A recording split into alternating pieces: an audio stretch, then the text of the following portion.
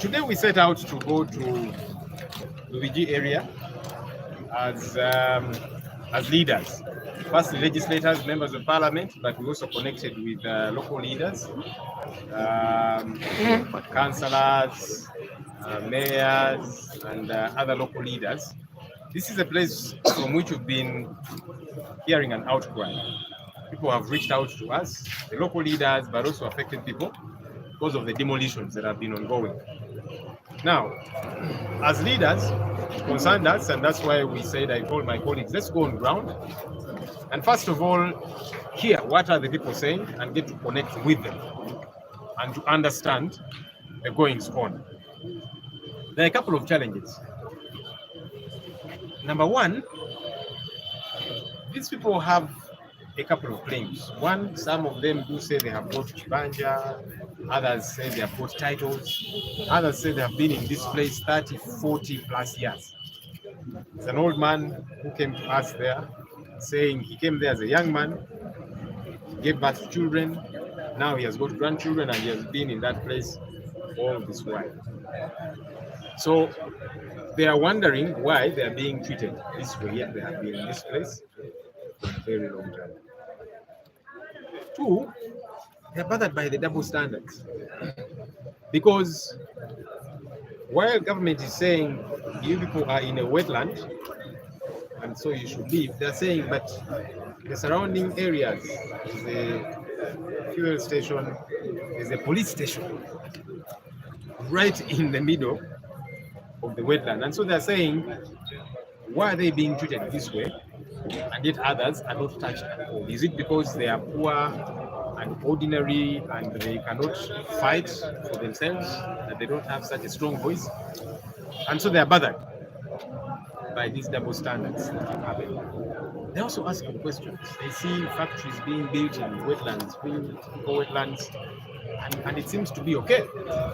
So they are saying, they're wondering why are they being treated the way they're being treated. And they're also saying, look, we have been here all this while. Government knows about their presence there. In fact, government, in one way or another, acknowledges their presence there. That's why those that have got shops and businesses there, government collects taxes from them. So that means in many ways, their businesses and their presence there can be seen as legitimate, because otherwise government will not even be collecting taxes from them.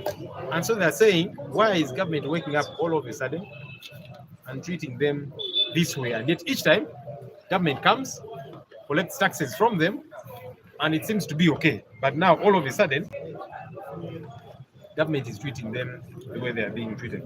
So they are bothered about all of these double standards and so on. Now, I think it's problematic for government to let people settle in an area for a very long time, for years, and let them be there like they have been there all of these years, only for you to wake up all of a sudden, throw them out, break their houses, and that kind of thing. Where have you been all the while? That's a critical question. Why have you let them put up these big, huge structures, which don't come up overnight? You know, there was a flood, a huge-story building, and several others that have been there all of this while. They were built, and it took time for them to be built. And government was watching. Why? Why did they watch and now they wait last minute after all of these things have happened? We must be organized as leaders. It's important. Also, the double standards have got to stop. Now, we went to engage, and you saw the reaction of police and the military. They fired bullets and tear gas. I'm hoping people have not gotten injured. I'm sure some have gotten injured. We're still trying to make an assessment. But why? Because as leaders, we have gone to listen to these people. Already you have hurt them bad enough. They have lost their livelihood, they've lost their homes and so on. And now, as leaders, we have gone to engage with them, and you don't even want us to engage with them. Because these are issues we must be debating about in Parliament and elsewhere. Because I want to stand up on the floor of Parliament and ask the relevant ministers to respond to these cries of these ordinary people. But I must first find out, together with my colleagues in Parliament, we must first find out what is on ground, what's happening. But then we go to engage with these people, bullets, tear gas, and so on. All of that is uncalled for. Because there's nothing apart from these people expressing their grievances, their concerns to us, their leaders, so that we can go and talk about their plight in parliament, in the different councils, and so on. That's why we were there. So for this to happen, I think it's unfortunate. It's uncalled for. We did not go there to fight. As leaders, we went to listen to these people because we must listen to them. I don't want to stand up in parliament and speak ignorantly about their concerns before engaging. So what has happened is unfortunate. It's totally uncalled for. I spoke to the executive director of NEMA, and I asked him about all of these different issues. He had his version. I listened to his version. I told him the version that the people on ground are saying, their concerns, the fact that they've been there all of this while, the fact that they have title and all of these different things, and so on and so forth. Then we had a lengthy engagement about it. I asked him, as I was ending my call with him, I said, let's see how we find a meeting point. Let's plan and have a meeting with these people. Don't sit in your offices and just send orders. These are human beings, these are citizens who are abiding, and that's why they pay taxes. Let's engage with them. Let's plan a meeting where we can have some leaders and some of their representatives attend that meeting. They get to listen to you as NEMA and government, and you listen to them also. It's important so that we get to engage, so that these people are listened to as well. They have their concerns, they have their cries. Let's listen to them as leaders. You see, government is supposed to be like a parent. As a parent, you listen to all your children. Even when you think your child has done something wrong, you don't get a hammer and hit them on the head to kill them. No. And now government is behaving that way, unfortunately. So that was my ask of him. Something that he listened to and he actually bought. I'm hoping that he will follow through. I'm hoping that they will not exert pressure on him for that not to happen. All right. So that's the way civilized societies get to happen. You get to meet the people. They listen to you. You listen to them and have an engagement. Because these are not rebels. If government can have talks with the rebels, how about citizens, tax-paying citizens? Surely. We need to rise above certain things as leaders. We must be able to lead our people and not rule them. There's a difference. So byonna mbirabye ebisinga twabyogeredde eri tusinkana abantu b'omu Lubigi. Abantu bano bazze nga batukubira amasimu beemulugunya gye tuli n'abakulembeze b'ekitundu ekyo. So ningamba abakulembeze bannange ababaka n'abalala ne bakansala zomeya tugendeko mu kitundu ekyo tuwulirize abantu bano. Nga tetuleyogera ku nsonga zino kubanga njagala nyimire mu palamenti mbuze minisita gwe kikwatako minisita bonna, naye nga byenjogerako mbimanyi nga nsimaze okutegeera ki ekiri ku ground. So kwe kugendayo olwaleero ne bakulembeze bannange okuwuliriza abantu bano. Abantu bano balina ennyiike, balina ensonga zaabwe, bagamba naye bazimba ebizimbe bino emyaka gino gyonna gavumenti ebatunuulira. Babaddewo abamu bagamba babaddewo emyaka 3, myaka 4, abamu bakadde bazaaliddewo abaana n'abazuukulu, babaddewo ebbanga eryo. Abantu bano bagamba nti gavumenti n'okubeerawo kwabwe kumanyiiko. Era kyokugoola bagavumenti basoloozaamu omusolo, babadde balinawo zi bizinesi n'ebirala, era nga gavumenti bajjamu omusolo. Naye ate kaakati ebeefuulidde n'eribo gye batategeera. Tebagamba nti naye lwaki waliwo enkola ey'abaana n'ebyana. Awo wennyini waliwo police station, yo tebagikutteko. Waliwo essundiro y'amafuta, n'ezi bizinesi endala, bawulira amafactory ge bazimba mu Ntobazi naki. Naye kati bo bagamba lwaki bayisibwa bwe bati. Kwe kwemulugunya kwe balina. Naye ate nga bagamba nti baweereddwa na chance kubawuliriza. So tugenzeyo okubasisinkana okuwayamuko nabo. Mulabe poliisi n'amagye bazzaawo bakubye amasasi, bakubye tiyagaasi. Neneebuuza guno omukono ogw'ekyuma gwaki? Bano si bayeeke. Tuze okuwayamuko nabo okubawuliriza ng'abakulembeze baabwe. Kaakati amasasi ne tiyagaasi byaki? Olwedde abantu mbanyigiriza tebalina wa kusula, bizinesi zaabwe zonna muzisaanyizaawo. Kati twagala tubawulirize, tugende eri gye tutuula nga twogera oluzungu, twogere ku nsonga zaabwe. Naye kati tiyagaasi, masasi, kwegamba olaba obutiitiizi obw'ekika ekyawaggulu, obuswavu obutategeerekeka. Kibadde tekyetaagisa kukola bintu ebyo. Nayogeddeko ne Idi owa NEMA. Ne mugamba nti kaakati sookera ddala abantu bano balina okwemulugunya kwabwe, balina ensonga zaabwe. Waawo nammwe mwine ezammwe, tutuule abantu bano balina abakulembeze ne batupresentaliza abasobola okubavaamu tutuule mubawulirize nabo babawulirize. Gavumenti yonna ey'omulamo bwetyo bw'erina okuyisa abantu. Olaba gavumenti etuula n'eyogera n'abayegera kati ate bannansi abasasula n'omusolo lwaki tebasobola kutuula nabo at least barepresentatives bawayemuko ku nsonga zino kubanga bo bagamba nti baba bali awo balaba ziweetiye zisenda ebintu byabwe. Mutuule nabo mubawulirize muwayemuko nabo kubanga bannansi balina ennyiike nabo mubawulirize. Omuzadde kyalina okukola gavumenti yonna ebivunaanyizibwa erina kweyisanga muzadde. Omwana ne waakola ensobi tokwata kayondo n'omukuba ku mutwe kumutta. So tugamba bannaffe bano baleme kukyamuukirira.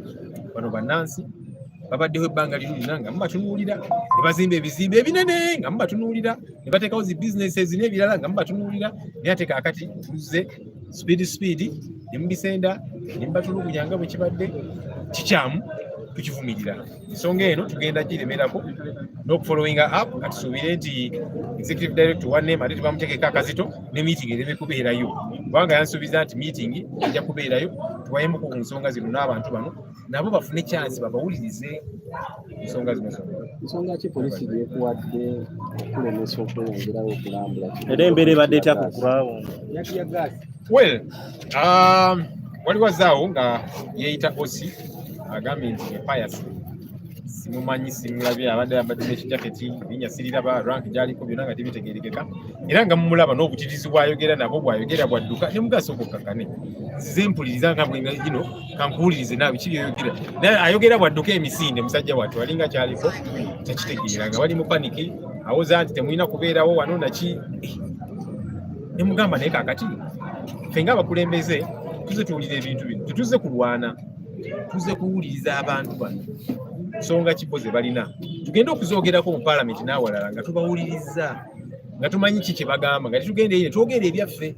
So mubalabe nga badde mu paniki ndoza abagambe kakati mukubirewo amasasi ne tiyagaasi nga balinga zi robot. So kyekibaddewo naye nga bwe ngambye nga tekyetaagisa mukono ogw'ekyuma kino tigwetaagisa bano si bayeekera ate n'ekirala bali mu kwogera n'abakulembeze baabwe batuwa ensonga zaabwe mwolwedde mbanyigiriza kati batuwulira ensonga zaabwe tuziteeseeko tulabe engeri gye tulungamya ensonga zino zonna. Ekyo nakyo temukyagala. Lwaki abantu mwagala okubanyigiriza ennyo nti n'amaloboozi gaabwe temwagala gaveeyo? Kikyamu tukivumirira. Bane Taata Lubigi nsaba kwogerako nabo.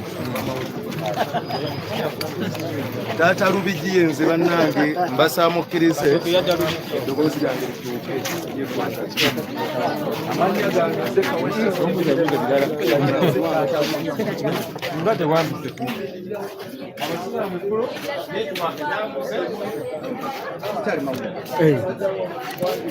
Speaker nsaba yes omulabi waffe ali ku Lujjuliro TV oyo speaker we Nansana era nga y'omu kubatwala Nansana. Speaker nsaba gw'omu abadde ku ssimu nsaba obulire ku balabi baffe ab'Olujjuliro TV ekibadde ku ssimu.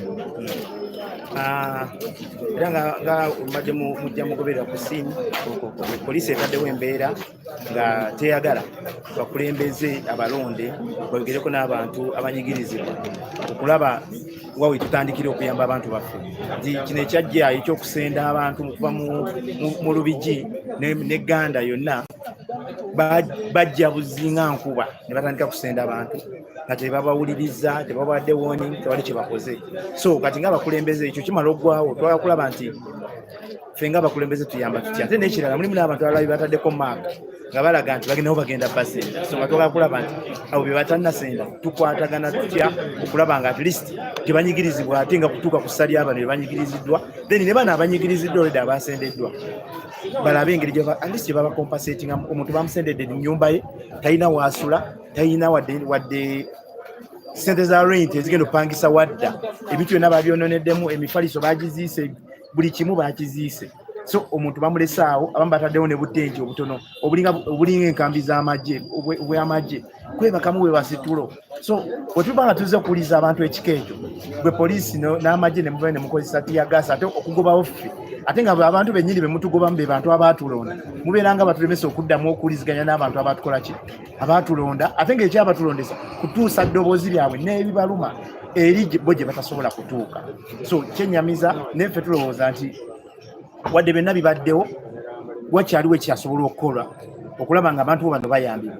Then ne bano bwe bataddeko exit bamamakize bagenda okumenya nabo tulabe bayambiddwa batya zani okujja okumenya obumenyi okusenda okujjawo abantu nti lwokuba mukiriyalinga lutobazi.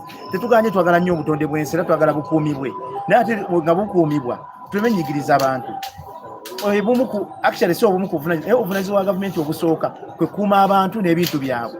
Kati omala gwe gavumenti ojja noyonoona ebintu by'abantu ate mu kusenda okwo kwennyini n'abantu abalala ne bafiira mu kitegeeza obulamu tobukuumye n'ebintu by'abantu tobikuumye. So nga gavumenti oba olemereddwa ku buvunaanyizibwa bwo nga bwe mwalayira okukolera abantu okutuusa eri abantu.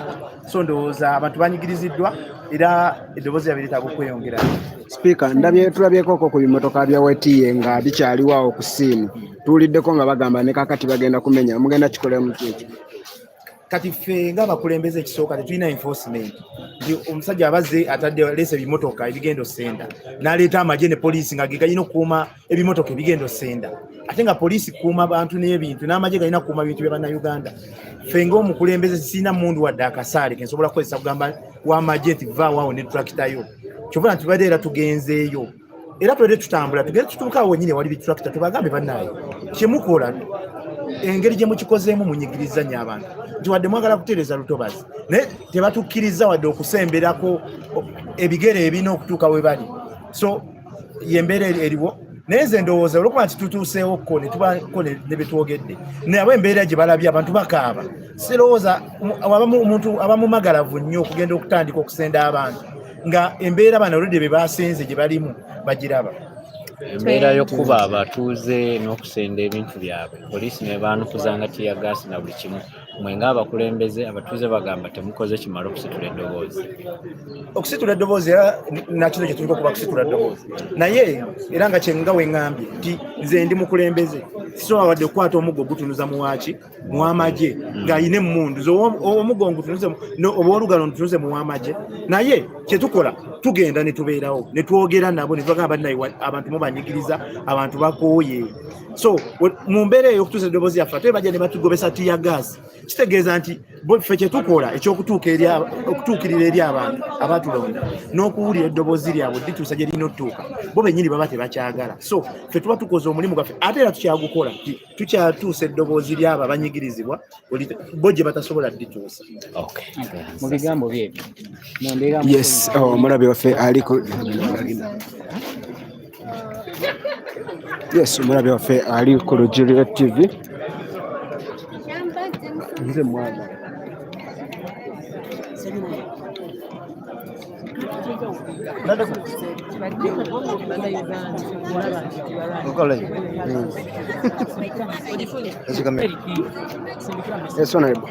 nsaba otubuulireko ku kibadde olunaku lwayo tubadde mu Lubigi yegwa omu gwe ndabyeko gwe bakubye tiyagaasi era nkulabyeko ng'ogweri ebigwo nsaba otubuulire ki ekibaddewo. Twategeeza mukama waffe leader of opposition ensonga ezifa ku buki era ezifa ku bantu baffe ng'abakiise b'ekitundu nga kitukakatako okubanga twongera okutwala ensonga zaabwe ne tuzijja mu Wakiso ne tuzijja mu Lubaga mwe ziri ne tuzitwala mu Parliament ya Uganda era muffe leader of opposition y'omu ku batutwala mu Parliament ya Uganda ate ku ludda lwaffe ffe lwe twogererako ye mukama waffe. N'olwekyo mukama waffe olwaleero tuze tubulirire era n'atuuka wakati mu kuwuliriza abantu baffe wakati mu nsonga zino tulina okwongera okulambula okulaba damage ekoleddwa abantu bano n'okumanya boundaries ki eza Lubigi nga bwe zitambudde n'okulaba ku baani abatannasendebwa nga nabo balagibwa nti bali mu ntobazi naye kituweddeko abasirikale bavudde gye bavudde era nga bwe bakola mu kulemesa bannayuganda okubeerawo bazze ne batandika tukuba mu tiyagaasi fenna nga amaaso tetukyalaba era maliriza nze ngudde mu mazzi gejjiri mu Lubigi mwennyini naye kati embeera ng'eyo kati ffe tuzze tuguddemu ddakiika naye abantu baffe bayise mu buzibu bungi abantu baffe bali mu kaaba abantu baffe bali mu nnaku ate ensonga ze twagala tulowooze nti nno tugenda kubeera nga bweti pakapaka kituweddeko nti tebaagala ate bannayuganda bawulirwe naye tujja kukoma kubanga ffe tweyama kubanga tubeererawo bantu baffe byaffe katube nga tugudde mu luti katube nga byaffe tufunye obuzibu nti tiyagasa tuli bubi naye tujja kumalira okwongera okuyimirira n'abantu ensonga zino tugenda zizogerayo. Honorable, tulabyeko ebimoloka bya weetiye ebyamenye era nga bikyaliwo ku ssiini tuwuliddeko nga bagamba bagenda kuddamu okumenya. Twagadde tubikwatire wamu kubanga nga mukama waffe wabagambye leader of opposition nti eyogedde dda ne Idi Wadema ku nsonga eno katwaga kulaba bayimirira n'ekigambo kyabwe nti oli wagamba nti katusooke tumale okutuula mu kukola abantu oba bayogera nga balimba kyetwagala okugenda mu maaso tulabe. Yes, abadde Honorable Naluyima owa Wakiso bwetyo embeera bweri omulabi waffe ali ku Lujjuliro TV nga nchakuwa ku bakulembeze ab'enjawulo.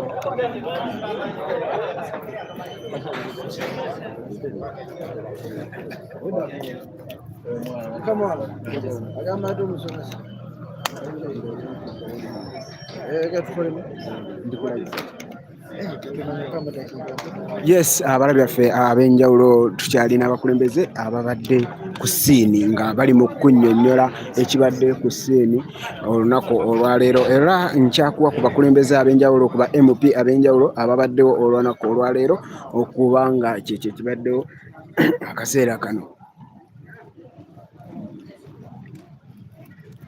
Yes, omulabi waffe aliko tovaako nkyakuwa ku bakulembeze ab'enjawulo akaseera kano ababadde ku ssiini kubaddeko ba MPs ba councillors era olunaku lwaleero badde lwa bunkenke nnyo olunaku nnyo lwa bunkenke. Honorable, nsaba obuuze ku balabi baffe ab'Olujjuliro TV era obabuulire ekibadde ku ssiini. Abalabi baffe mwena ekisookera ddala tubeebaza nti mubeerangayo ne mugoberera ne mutubeeramu n'okubeera mu bantu baffe ababeera bali mu kusomooza. Olwaleero tugenze okulekerako mukama waffe leader of opposition Honorable Ssenyonyi okulambula abantu b'e Lubigi, abantu abali mu Lubigi okusomozebwa kwe bayitamu kati okusomozebwa kwe twayitamu e Kasanda nga tubbibwako ettaka lyaffe lyaweebwa omuyindi okuzimbako factory y'ebikajjo. Ekyennaku nti tetwalina bakulembeze mu kaseera ako kuyimirira ku sayidi yaffe, tetwalina kamera nga zino kuvaayo okulabisa ekikyamu ekyali kikolebwa. Ebyalo n'ebyalo ne bigobwa, abantu ne bafuuka emmomboze ne badda ku street ne badda mu katawuni akatono ennyo okubanga bonna beekuutukira awo ne baleka square miles ne miles ezaatwalibwa omuntu yatusuubiza enkulaakulana nga guno gwaka gye tutalabangako. Abantu b'e Lubigi balina okukimanya nti olutalo oluli awo kati gyebavudde mu kulwanira obutonde wabula baagala kutwala ttaka lyabwe. Lw'ensonga nti bakimanyi balina ekyokwekwasa nti mwazimba mu ntobazi, balina ekyokwekwasa nti tulwanirira butonde. Naye wekibeerawo ekityo kyandibadde nga kirabikira mu bantu bonna bwe bamulwanirira obutonde si kiwa nti abagagga be basinga bo omugagga yetakosa butonde olwakolera mu ntobazi, si kiwa nti omwavu gweka akosa obutonde olw'okuba ozimbye ennyumba yo kiyu kimu oba emizigo esatu ogizimbye mu olw'okuba ogizimbye woozimbye nga baagalawo ne bateekawo nti ntobazi tigweka akosa. Bwe batadde awo waliwo Starbucks, amafuta ga Starbucks aba amafuta petrol station, waliwo police eriwo mu kaseera ako naye nayo bagamba yeeno eriwo mu mateeka eriwo bulungi teri mu kwonoona butonde. Tulina okukimanya, yes tuyinza okuba twagala obutonde era ffenna tetukubiriza bantu okuba nga bagenda ne bayiikiriza ebibira ne bayingiriza entobazi ne bayingirira emyala oba ennyanja. Kuba twagala obutonde tubulwanirira kuba bye biseera ebirungi eby'eggwanga n'ebyensi yaffe yonna yonna nga wetuwangana. Naye kinene ekiri mu Lubigi mulimu obunafu obwa gavumenti, mulimu obunafu obw'abakulembeze abaaliwo mu kaseera ako, mulimu obunafu obwabo abali mu kuteekesa mu maaso ebikolwa binene oba abali mu kwenforcinga system eno. Ti abantu omuntu abaddewo myaka 5 yajja mu kifo azimbyemu amaka azaaliddemu aweredde abaana be, toyina yadde n'ekimu kye wali omugambye kuva ku ntandikwa mwaprovinze plan nga district n'azimba mumuggyako omusolo awerera abaana be mujja newwe ne mumubala mwajja ne mumubala nga mumurecognizinga nti maka wegali eraga ekitundu ekyo kirimu abasulamu ne muteekamu n'abantu mwina ne chairperson w'ekyalo kitegeeza ekyalo ekyo kimanyiddwa era gavumenti abantu bakiweerwa omusolo. Nemwe ne mujja ne mugamba nti wano twagalawo bano abantu bali mu ntobazi buli lunaku lumu nga tembawadde nakikulabula tembawadde alternative we bagenda okuza famire zaabwe ne mugenda ne mutwala abantu abo ne mubajjako ebyabwe ne mubaleka mu nnaku. Nzikiriza poliisi ekoze ekimala okutulugunya bannansi, ekoze ekimala kubateekamu amaziga abantu ababiddwako ebyabwe, amayumba agoononeddwa, emirimu egiweddewo. Ndowooza obulumi obwo bumala. Twandibadde tusuubira nti ate tebayongera kugenda mu maaso abantu bano babayite batuule nabo kuba abantu tubakubiriza nti tubaga bannaaye mwekuume temutwalira amateeka mu ngalo kuba bano abasajja muba mwongedde bawa ebyokwekwasa lwaki balina okubateekako omukono ogw'ekyuma. Honorable, tulabyeko ebimotoka biwetiye nga ebyamenya abantu nga bikyaliwo era nga poliisi era yeri mu bakuuma nga golooza bagenda kwongera kuddamu okumenya oba tekigenda kubaawo? Ekyokuba nga bakyasobola okuddamu okugenda mu maaso okumenya tukimanyi already badde bamenya nga bamenya amateeka era ne kati kisobola basobola okuddamu ne basigala nga bamenya. Naye abatuuze tubakubiriza okuba abantu ekintu kyekimu kyadde kituuse ku bantu b'e Bwayizi era ne baweereza warning nga bukyali ne bayimirira mu solidarity abakulembeze n'abatuuze bonna nga bassa kimu ne bagamba wano we tuliwo mu butuufu era tuli waka teri yagenda kuvaawo. N'abantu kye mbasaba sibasaba kukola fujjo kwokya tractor, sibagamba kuba basirikale, sibagamba kuba ki, naye muso oyimirira mu ddoboozi lyammwe ne mugamba no wano we tuli tulina ebitukwatako, tulina kino ne kino bitwogerako. Abakulembeze nabo ne bavayo ne bayimirira ku sayidi y'abantu, awo mujja kuba musobola okulwana okulaba nga musobola okutaasa kye mutaasiza. Naye bwe mukola ensobi ne mwokya tractor ne muttayo omuntu mba mubawadde ekyokwekwasa ekyokwongera okuba nga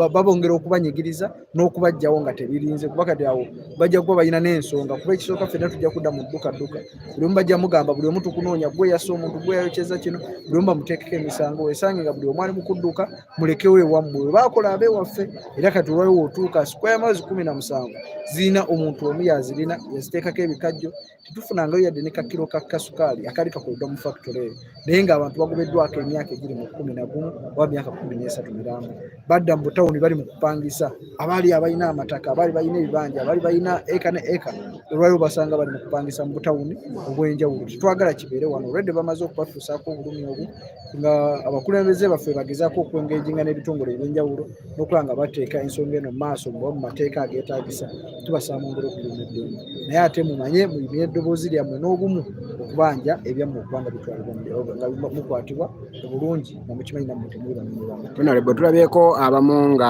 balina ebyapa nga basengawo dda okyogerako kikwaba abalandizi abagaba ebyapa. System tugimanyi, system nfu era ng'abantu bonna bagambye nti kino kivudde mu kuba nti balwanira butonde wabula kibba ttaka.